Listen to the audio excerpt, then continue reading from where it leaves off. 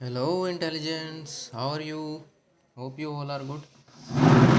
This is Akshay Chopra, and welcome to my YouTube channel, that is Akshay Chopra Maths, जहाँ हम class 10th NCERT maths discuss कर रहे थे। बेटा उस सीरीज़ में हम पहुँच चुके हैं applications of trigonometry, that is chapter number 9 पर। ओके, उसकी एक ही एक्सरसाइज है, वो एक्सरसाइज हम कर रहे थे। लास्ट वीडियो में हम उस एक्सरसाइज के 5 क्वेश्चंस कर चुके हैं। Today we will start with question number 6। तो बेटा सबसे पहले जो कि मैं हर वीडियो में बोलता हूँ कि बेटा जितने भी चैप्टर्स हो गए हैं प्लस जो चैप्टर चल रहा है, सबकी प्लेलिस्ट का लिंक प्लस व्हाट्सएप ग्रुप का लिंक, बेटा ये सब कुछ डिस्क्रिप्शन में मेंशन है। तो डिस्क्रिप्शन में जाना, व्हाट्सएप ग्रुप में ऐड होना हो, ताकि आप अपने डाउट क्लियर कर सको, और पीछे वाले चैप्टर भी सारे ज़रूर देखना एक बार। ठीक है, चलिए अब 6 क्वेश्चन करते हैं। आपको पिछली बार भी बोला था कि ये चैप्टर करने का सबसे इजी, सबसे आसान तरीका कौन सा? बेटा एक ही है कि इसकी स्टेटमेंट को समझो और डायग्राम बना लो। डायग्राम बना के सारा पता चल जाता है। A 1.5 meter tall boy is standing at some distance from 30 meter tall building. ठीक है, उसने कहा एक बॉय है, उसकी हाइट कितनी है? 1.5 मीटर। वो कुछ दूरी पर खड़ा है किसी बिल्डिंग के, और वो बिल्डिंग की जो लेंथ है वो कितनी है? 30 मीटर। लो जी, डायग्राम बना लेते हैं पहले। देखो ये है डायग्राम। उसने बोला है कि एक बॉय है, कुछ भी मान लो ये बॉय है। ठीक है, और ये 30 मीटर टॉल बिल्डिंग है, ये मान लो बिल्डिंग है। ठीक है, ये बॉय उस बिल्डिंग से कुछ दूरी पर खड़ा हुआ है।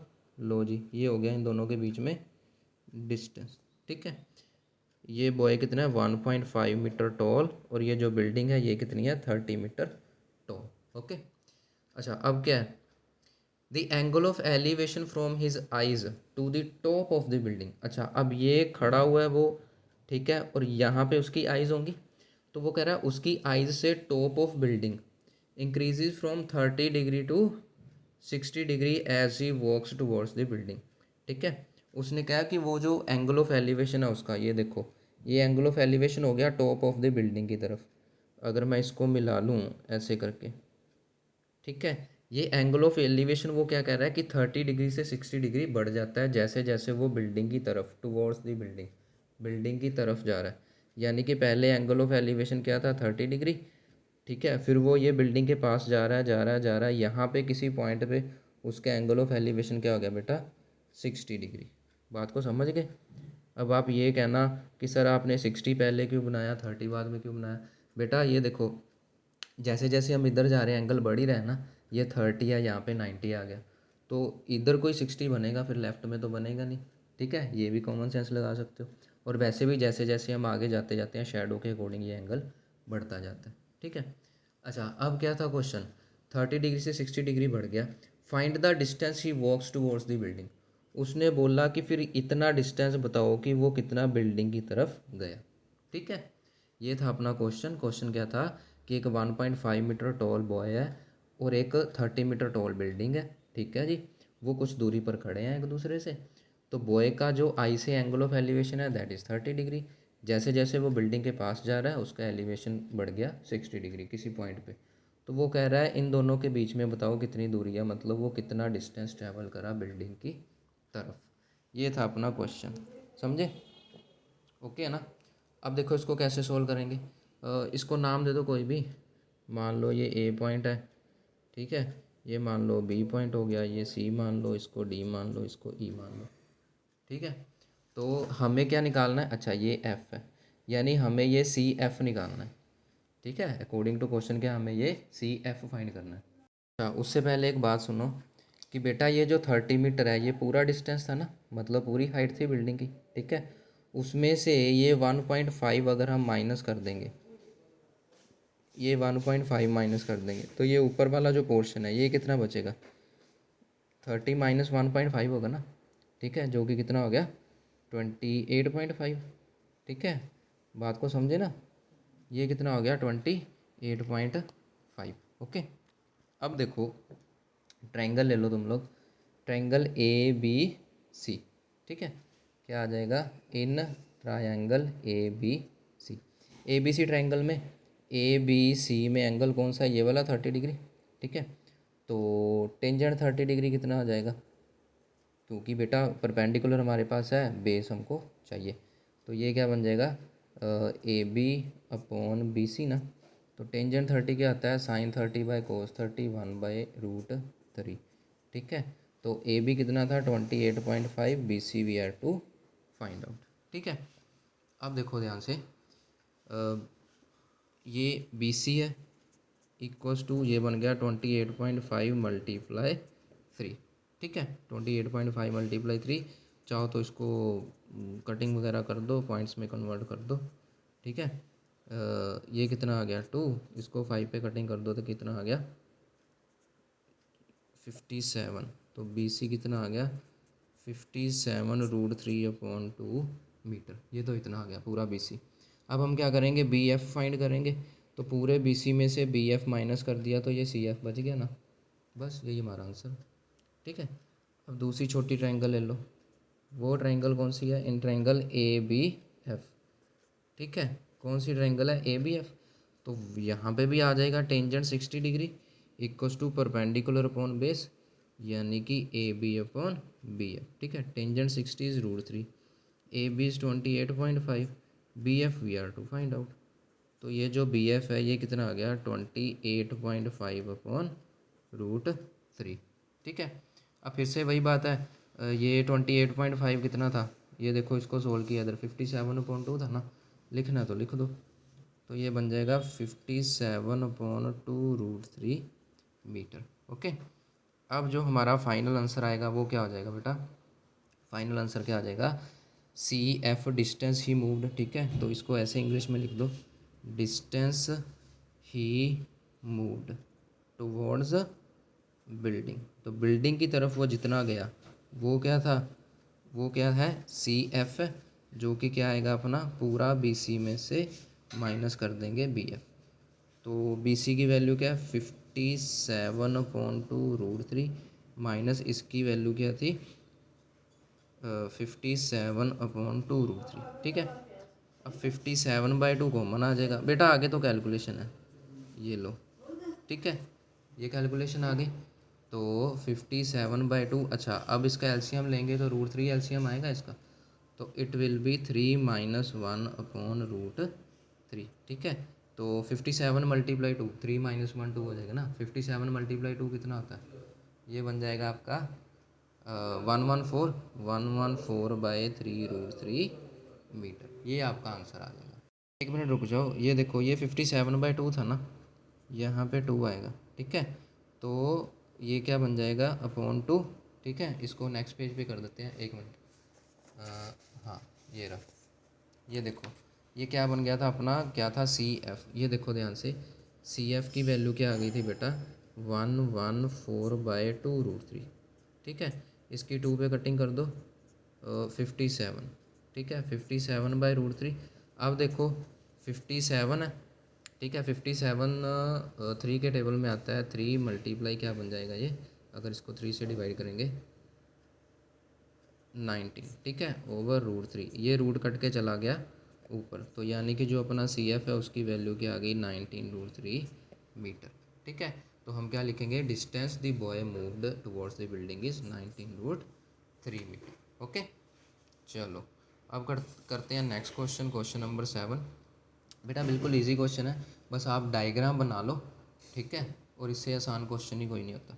ये देखो सेवन्थ, तो सेवन्थ क्वेश्चन में क्या है, सेवन्थ क्वेश्चन है from a point on the ground the angles of elevation from bottom and top to the transmission tower fixed at a top of 20 meter high building are this and this. देखो statement क्या है, बिल्कुल easy है।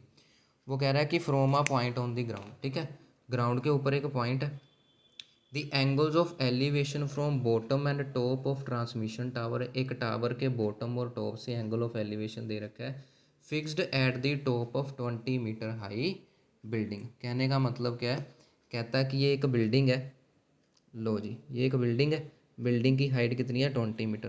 कहता उसके ऊपर एक क्या है ट्रांसमिशन टावर लगाया गया, जैसे छत के ऊपर मोबाइल टावर लगे होते ना, ऐसे ये ट्रांसमिशन टावर लगाया गया। ओके, तो वो कह रहा है कि ग्राउंड पे कोई भी एक पॉइंट है, ये मान लो ये ग्राउंड पे पॉइंट है, ये रहा।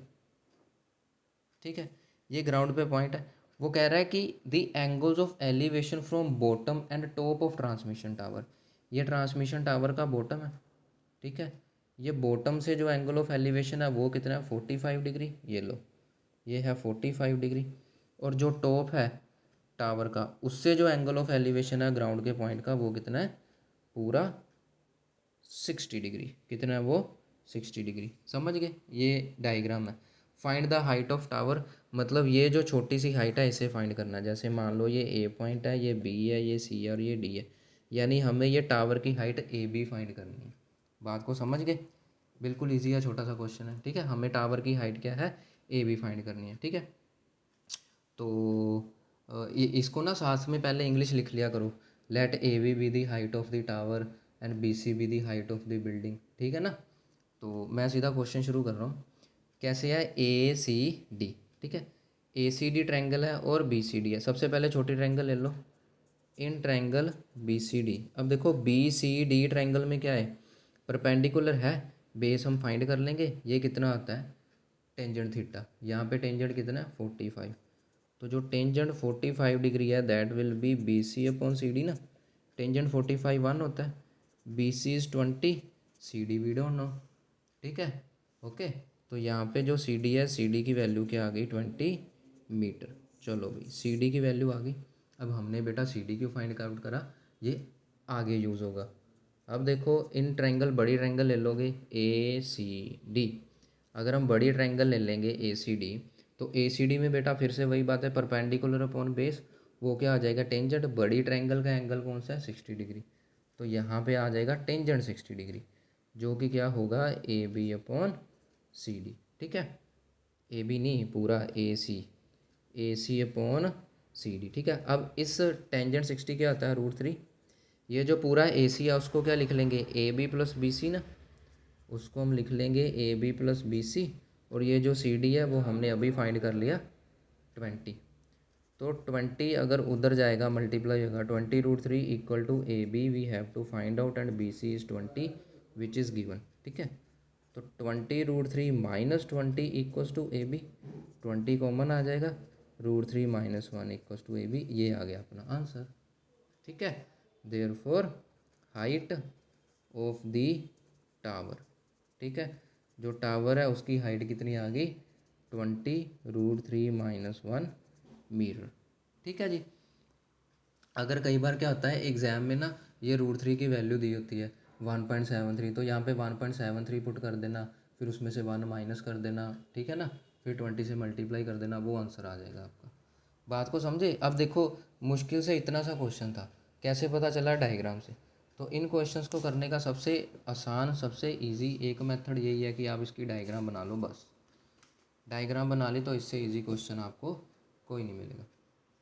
अब देखो एट्थ क्वेश्चन में क्या है, a statue 1.6 metre tall, 1.6 metre tall एक स्टैचू है, stands on the top of pedestal, ठीक है जी, किसी पेडेस्टल के टॉप के ऊपर खड़ा है, जैसे पीछे था टावर था है ना, छत के ऊपर था, तो वैसे बना लो फिर, तो उतना पोर्शन तो बना लो।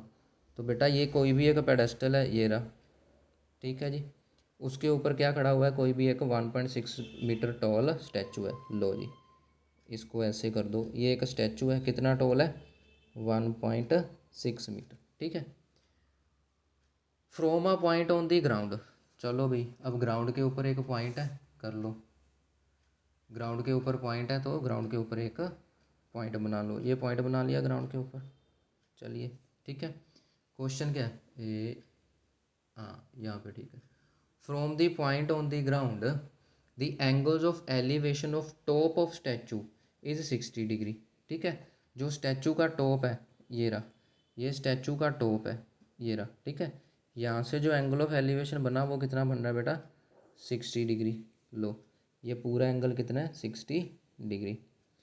एंड फ्रॉम सेम पॉइंट, उसी पॉइंट से the angle of elevation to the top of pedestal, ये पेडेस्टल का टॉप है, इस पे जो एंगल बन रहा है वो कितना बन रहा है 45 डिग्री। लो जी ये डायग्राम बना लिया हमने, ये पेडेस्टल का टॉप है, वहाँ पे जो एंगल बन रहा है कितना बन रहा है 45 degree. Okay, find the height of the pedestal, ये जो पेडेस्टल है इसकी हाइट। बेटा ये देखो डायग्राम बिल्कुल पिछले क्वेश्चन वाली है ना, पिछले में ये नीचे बिल्डिंग का 20 मीटर दिया हुआ था, ऊपर फाइंड करना था, अभी ऊपर का दिया हुआ है और हमें नीचे का फाइंड आउट करना है। ठीक है, ये फ़र्क है। तो बस फिर डायग्राम सेम है तो हमारा सोल्यूशन भी सेम होगा, ठीक है ना। अब इसको नाम दे दो वैसे ही, ये मान लो पॉइंट ए है, ये मान लो बी पॉइंट है, ये सी पॉइंट और ये डी पॉइंट है, ठीक है। अगर तो पेपर में डायग्राम गिवन है वेल एंड गुड है, नहीं तो डायग्राम बनानी सीखो। तो करेंगे फिर से वैसे ही, कैसे करेंगे तो हाँ ठीक है, तो पहले क्या करो, छोटी ट्रायंगल ले लो, ये 90 का एंगल है। छोटे ट्रायंगल में क्या आ जाएगा, in triangle B C D, B C D triangle में क्या आएगा बेटा, B C upon C D, ठीक है। B C upon C D perpendicular upon base क्या बनेगा, tan 45, क्योंकि छोटी ट्रायंगल में जो एंगल है वो 45 का है ना, और परपेंडिकुलर अपॉन बेस टेंजेंट होता है। तो B C upon C D is 1, तो यानी कि बी सी और सी डी क्या आ गए, सेम। एक रिलेशन तो हमको ये मिल गया। अब बड़ी ट्रायंगल पे आ जाओ, in triangle A C D, बड़ी ट्रायंगल यही है ना, ए सी डी, इसमें भी कर दो परपेंडिकुलर अपॉन बेस। तो परपेंडिकुलर क्या है, पूरा ए सी, बेस क्या है C D, that will be tangent 60 degree, क्योंकि यहाँ पे 60 डिग्री का एंगल है। अब देखो ये जो पूरा ए सी है, इसको ये लिख सकते हैं A B plus B C, है ना। तो ये बन गया A B plus B C upon C D equals to tangent 60 होता है √3। ओके, अब देखो ए बी 1.6 गिवन है, बी सी अपने पास है नहीं, ये देखो बी सी और सी डी सेम है ना, तो या तो यहाँ पे सी डी लिख लो या यहाँ पे बी सी लिख लो, ठीक है। तो क्या करूँगा मैं, बी सी अपॉन इधर भी मैं बी सी लिख देता हूँ इक्वल्स टू √3, समझ गए। चलो अब क्या करो, कैलकुलेशन कर दो बस। तो 1.6 प्लस बी सी किसके इक्वल आ जाएगा बेटा, √3 बी सी के, ठीक है। ये बी सी उधर जाएगा माइनस हो जाएगा, तो 1.6 is equals to √3 B C minus B C, ठीक है। तो ये बी सी आ जाएगा कॉमन, तो अंदर बचेगा √3 माइनस 1, ओके, √3 माइनस 1 बचेगा। तो बस अब ये 1.6 upon √3 minus 1 equals to B C, ये आपकी बी सी की वैल्यू आ गई, ठीक है। और हमें बी सी ही फाइंड करना था, height of the tower, oh sorry height of the pedestal, ठीक है। अब अगर क्वेश्चन में आगे कैलकुलेशन करने को बोला है तो आप कर सकते हो, ठीक है ना। जैसे हम क्या करते हैं कि नीचे बेटा वो नहीं रखते, क्या बोलते हैं उसको, रैशनल इरेशनल नंबर नीचे नहीं रखते, तो हम रैशनलाइजेशन करते हैं ना, आपको लास्ट वीडियो में भी बताया था, हर बार रैशनलाइजेशन करते हैं। तो इसकी रैशनलाइजेशन कर दो, तो रैशनलाइजेशन का मतलब क्या है, ये चीज़, ठीक है ना। रैशनलाइजेशन इसे ही बोलते हैं, जो भी यहाँ पे साइन है उसके अपोजिट साइन से मल्टीप्लाई डिवाइड कर देते हैं। तो बेटा ऊपर तो बन जाएगा ये चीज़, नीचे क्या फॉर्मूला लगेगा, a minus b a plus b that will be a square minus b square ना, ठीक है। ये स्क्वेयर से रूट कट गया, ये 3 माइनस 1 कितना आ गया, 2 आ गया, ठीक है। तो it will be 3 + 1 upon 2 that is B C. 2 की इधर कटिंग करेंगे दैट विल बी 0.8, तो जो अपना बी सी था उसकी वैल्यू क्या आ गई, 0.8 √3 + 1 मीटर, ठीक है। क्या है, मीटर में गिवन है सब कुछ, मीटर आ जाएगा, ओके। तो बी सी क्या था, हाइट ऑफ पेडेस्टल, तो फिर इसको नीचे इंग्लिश में लिख देंगे, therefore height of pedestal equal to 0.8 multiply √3 + 1 meter, okay. देख लो बिल्कुल इजी, बिल्कुल सिंपल क्वेश्चन है अगर आपसे डायग्राम बन जाए तो, ओके। नाइन्थ क्वेश्चन देखो, 2 क्वेश्चन रह गए बस, नाइन्थ और 10th, फिर वीडियो ख़त्म है, बाकी क्वेश्चन नेक्स्ट वीडियो में करेंगे। नाइन्थ में क्या है जी, इसकी भी डायग्राम बनाओ। The angle of elevation of the top of a building from the foot of a tower, मतलब angle of elevation of top of a building from the foot of the tower is 30 degree. लो जी, हमारे पास बेटा एक building है, ठीक है, हमारे पास एक टावर भी है, हमें नहीं पता किसकी हाइट ज़्यादा किसकी हाइट कम है, ठीक है, जैसे मर्ज़ी बना दो। लो चलो, ये एक बिल्डिंग है और एक टावर है, ठीक है। The angle of elevation of top of a building, building का top from the foot of the tower. लो जी, टावर का जो फुट है ये रहा टावर, ठीक है बेटा, इसको ऐसे लिख लो, ये बिल्डिंग है ये टावर है, ठीक है। टावर का जो फुट है बिल्डिंग के टॉप से, उसका एंगल ऑफ एलिवेशन कितना है बेटा, 30 degree. And angle of elevation of top of a tower from the foot of building. अब जो टावर का टॉप है और बिल्डिंग का फुट है उसके बीच में जो एंगल ऑफ एलिवेशन बन रहा है that comes out to be 60 degree, okay. If the tower is 50 metre high. लो जी, ये जो टावर है इसकी हाइट कितनी है, 50 मीटर है। Find the height of the building, ये बिल्डिंग की हाइट हमें फाइंड करनी है। ठीक है, ये क्वेश्चन था। तो यहाँ पे कुछ भी ए और सी मान लो। ओके, तो हमें क्या करना है, ए बी फाइंड करना है, height of the building. Okay, तो हाँ ठीक है, ये भी ऐसे हो जाएगा। दो बार ट्रायंगल ले लो, in triangle A C T, in triangle A C T. ठीक है, ए सी टी ट्रायंगल में क्या आ जाएगा बेटा, ये देखो ये वाली ट्रायंगल ले रहा हूँ मैं, ए सी और टी। ठीक है बेटा, देखो यहाँ पे जो एंगल बन रहा है दैट इज 60 डिग्री ना। ठीक है, तो यहाँ पे क्या आ जाएगा, T C perpendicular upon base A C equals to tangent 60 degree. देखो हमने जितने भी क्वेश्चन किए हैं तकरीबन टेंजेंट से हो रहे हैं सारे, है ना। साइन कोस भी की भी कम ज़रूरत पड़ती है और बाकी तीन तो ज़रूरत पड़ती नहीं। तो 50 upon A C is equals to tangent 60 कितना है, √3 है। तो ए सी की वैल्यू क्या आ गई, 50 अपॉन √3 मीटर है, तो मीटर लिख दो। ठीक है जी। अच्छा, अब हमें क्या चाहिए, ये हाइट चाहिए ना, तो ये वाली ट्रायंगल ले लो, ए बी एंड सी।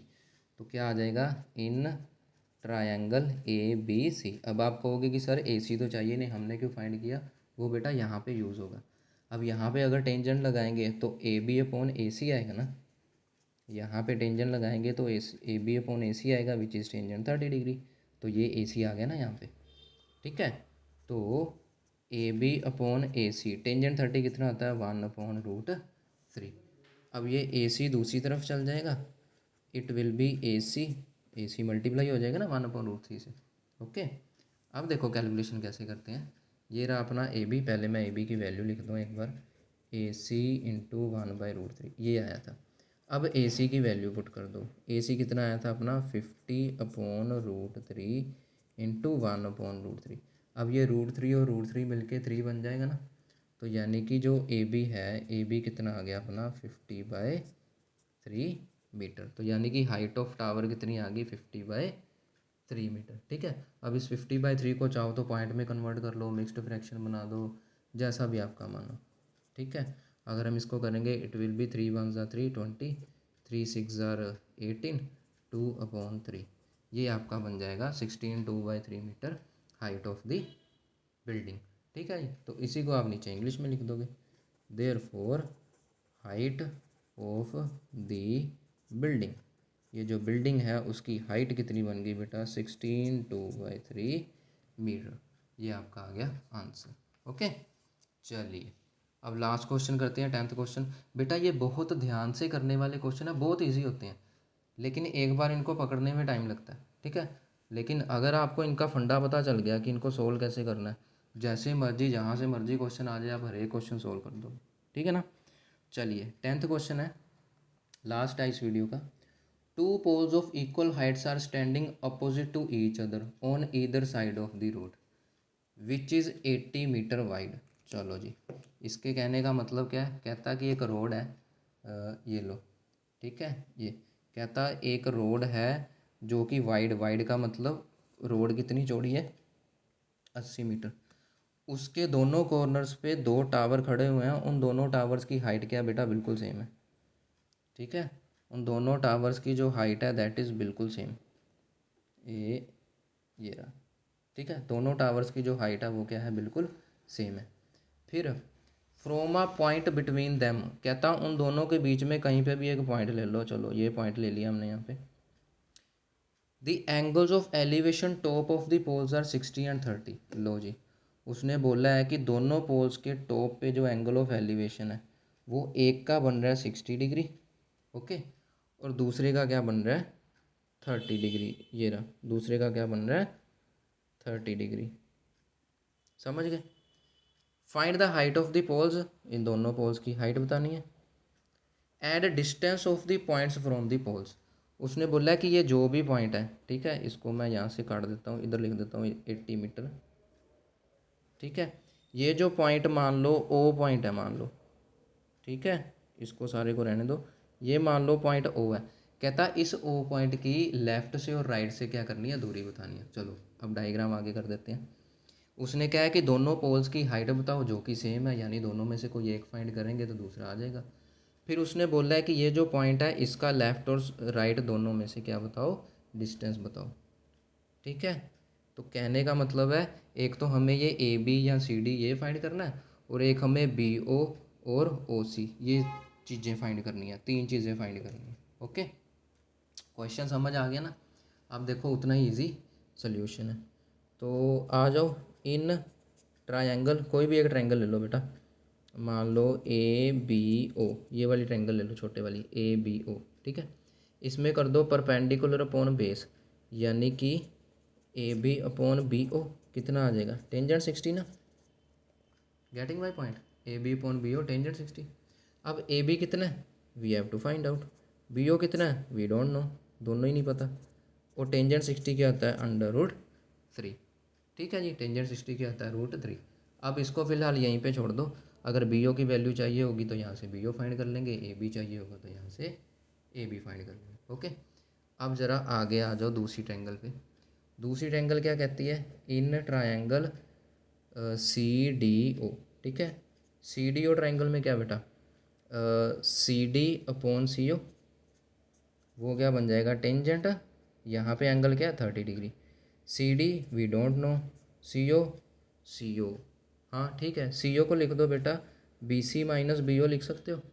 बेटा ये जो सी ओ है, अगर तुम पूरे 80 में से इस सी ओ को माइनस कर दोगे तो ये बच जाएगा ना, सॉरी इस बी ओ को माइनस कर दोगे तो ये सी ओ बच जाएगा ना।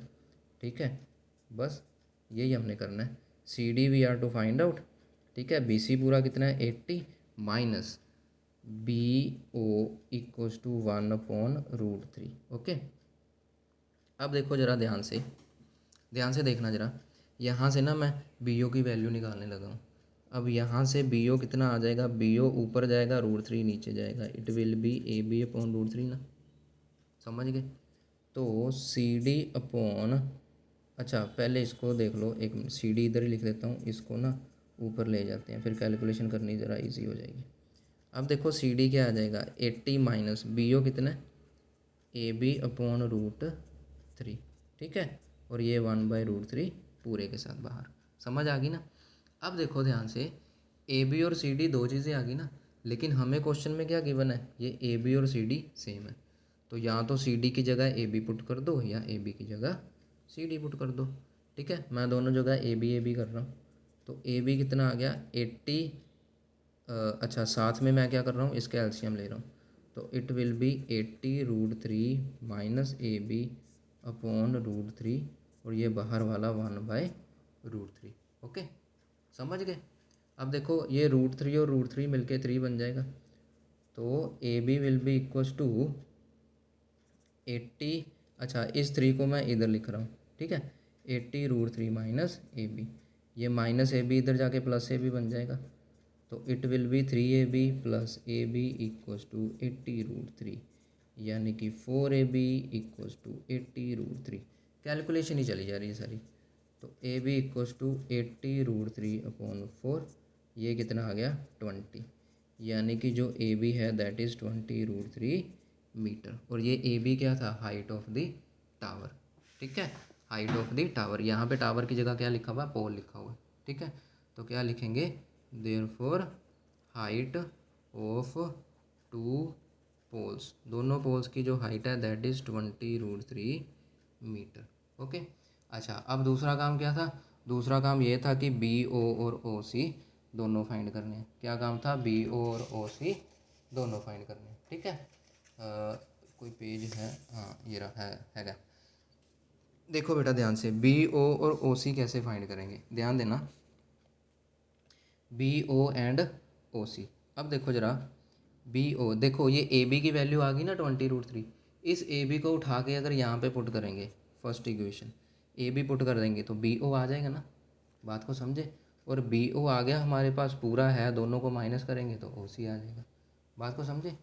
ठीक है, तो नाउ जो हमारे पास बी ओ था, बी ओ की वैल्यू क्या है, ए बी अपॉन √3। ठीक है, ए बी हमने फाइंड आउट कर लिया 20√3।